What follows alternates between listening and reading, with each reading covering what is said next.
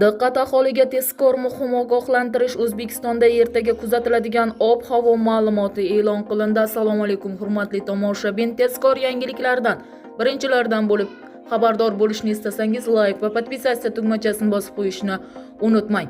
Ertaga o'zbekistonliklarni qanday ob-havo kutmoqda? O'zgidromet ertaga 26-oktyabr kuni kuzatiladigan ob-havo prognozini e'lon qildi.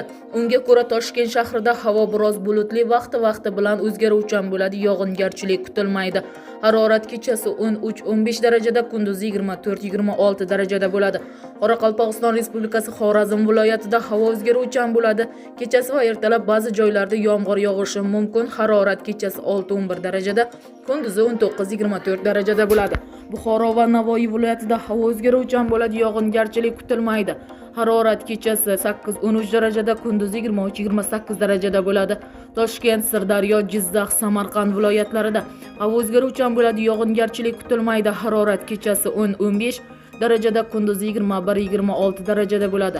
Qashqadaryo va Surxondaryo viloyatlarida havo biroz bulutli, ba'zi joylarda o'zgaruvchan bo'ladi, yog'ingarchilik kutilmaydi. Harorat kechasi 10-15 darajada, kunduzi 24-29 darajada bo'ladi. Andijon, Namangan, Farg'ona viloyatlarida havo o'zgaruvchan bo'ladi, yog'ingarchilik kutilmaydi. Harorat kechasi 8-13 darajada, kunduzi 21-26 darajada bo'ladi. Respublikaning tog'li hududlarida havo o'zgaruvchan bo'ladi, yog'ingarchilik kutilmaydi. Faqat Toshkent viloyatining tog'li hududlarida ba'zi joylarda qisqa muddatli yomg'ir yog'adi. Baland tog'li hududlarda qorga aylanishi mumkin. Harorat kechasi 5-10 darajada, kunduzi 15-20 darajada bo'ladi deyiladi xabarlarda.